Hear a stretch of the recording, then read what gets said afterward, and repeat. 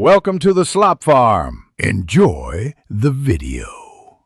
In this video, I will show you how to use your Walmart coffee maker. First, let's get it set up. Carefully unpack all the components and remove any protective packaging. Find a flat, stable surface, like your kitchen counter, close to an electrical outlet. Before brewing, it's a good idea to wash the carafe and the removable filter basket with warm, soapy water. This ensures your first cup of coffee tastes fresh and clean, free from any manufacturing residue. Rinse them thoroughly and let them air dry or wipe them clean. Now let's add the essentials for a great brew.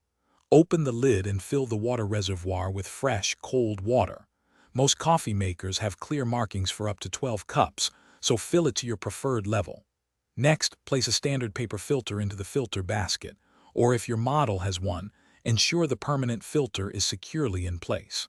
Finally, add your favorite ground coffee.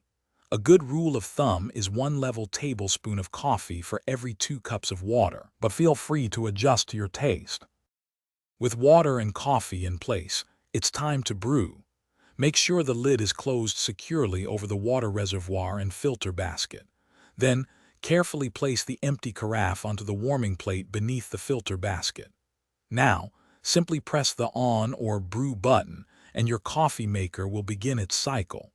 The brewing process typically takes about 8 to 10 minutes for a full pot. It's best to let the cycle finish completely to ensure optimal flavor extraction and avoid any spills. Keeping your coffee maker clean ensures delicious coffee every time. After each use, discard the used coffee grounds and rinse the filter basket and carafe thoroughly with warm water. You can also wipe down the exterior with a damp cloth to keep it looking new. For deeper cleaning, descale your machine every 1 to 3 months.